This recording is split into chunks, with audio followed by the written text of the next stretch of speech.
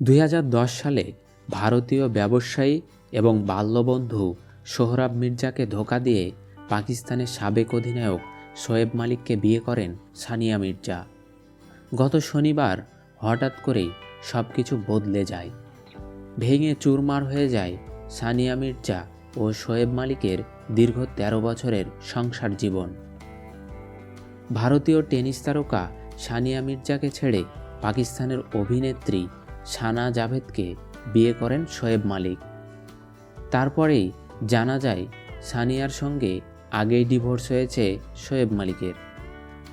একটি প্রতিবেদনে জানা যায় ভারতের টেনিস তারকা সানিয়া মির্জার মোট সম্পত্তির পরিমাণ $25 মিলিয়ন। বিভিন্ন বিজ্ঞাপনের চুক্তি থেকেও বছরে প্রায় 25 কোটি টাকা আয় করেন সানিয়া মির্জা।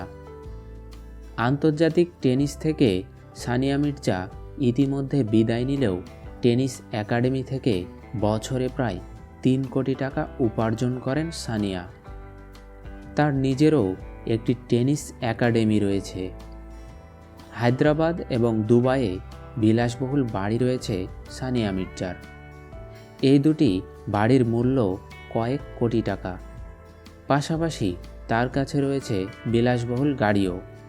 গ্যারেজে রয়েছে আরডি, মার্সিডিজ এবং বিএমডাব্লুর মতো লাক্সারি সব কার। অন্যদিকে পাকিস্তানের সাবেক অধিনায়ক শোয়েব মালিকের সম্পত্তির পরিমাণ $28 মিলিয়ন। পাশাপাশি রয়েছে বিভিন্ন বিজ্ঞাপনী চুক্তিও। শোয়েব মালিকও বিলাসবহুল জীবনযাপন করেন। রয়েছে বিশাল বাড়ি এবং মূল্যবান অনেকগুলো গাড়ি।